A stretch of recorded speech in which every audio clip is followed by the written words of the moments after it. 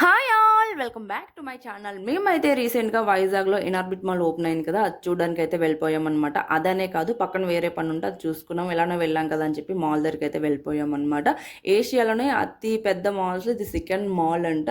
So అది ఎప్పటి నుంచో అంటున్నారు, ఓపెన్ అయ్యి ఆల్మోస్ట్ 1.5 month అలా అయిపోతుంది. చూడడానికి అయితే అవ్వలేదు. ఎలానో దగ్గరికి వెళ్ళాం కదా అని అయితే వెళ్ళిపోయాము. నైట్ టైం కదా, సో ఎక్కువ కూడా అయితే నేను క్యాప్చర్ చేయలేదన్నమాట. ఎందుకంటే ఫస్ట్ టైం అలా వెళ్ళాం కాబట్టి అదంతా ఎంజాయ్ చేస్తున్నాను. నాకు ఇక్కడ బాగా నచ్చింది ఏంటంటే, ఏ ఫ్లోర్కి ఆ ఫ్లోర్ సిట్టింగ్ అయితే ఉందన్నమాట. మన వైజాగ్లో చాలానే మాల్స్ ఉన్నాయి, కానీ ఏ మాల్లో కూడా ఎక్కడికక్కడ సిట్టింగ్ అనేది ఏర్పాటు చేయలేదు. దట్టు ఏ ఫ్లోర్కి ఆ ఫ్లోర్ తినడానికి కూడా ఏదో ఒకటి అయితే ఉంది. సో అది నాకు బాగా అనిపించింది. ఇదే కాకుండా నాకు ఇంకోటి కూడా బాగా నచ్చింది ఏంటి అంటే, ఈ చెట్టు. ఇది 100 years నాటి చెట్టు అనమాట. సో దాన్ని కొట్టకుండా చుట్టుగా మాల్ అయితే కట్టారనమాట. నాకు అది ఇంకా బాగా నచ్చింది ఈ మాల్లో. ఇంకా మనం మాల్కి వచ్చిన తర్వాత దట్టు గేమింగ్ జోన్ ఉంటే చూడకుండా ఎలా వెళ్ళిపోతాం చెప్పండి. సో మేము అక్కడికే వచ్చేసాం అనమాట. చాలా గేమ్స్ ఉన్నాయి.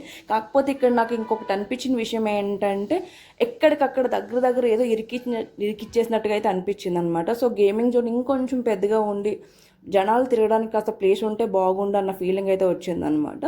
సో మీలో ఎంతమందికి ఇది అనిపించింది అది నాకైతే కామెంట్ సెక్షన్లో చెప్పండి.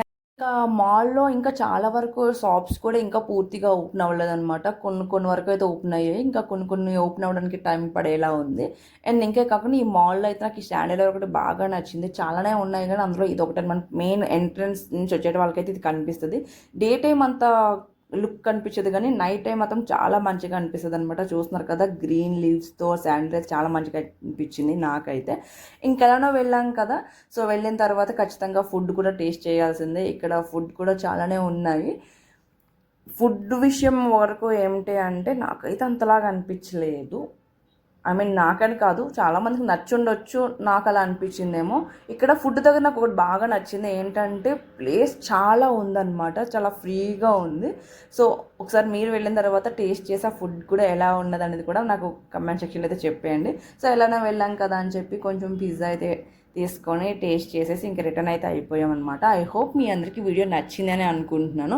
నా వీడియోస్ నచ్చినట్లయితే please like, share, subscribe to my channel. Thank you for watching. Me support నాకు ఉంటుందని అనుకుంటున్నాను.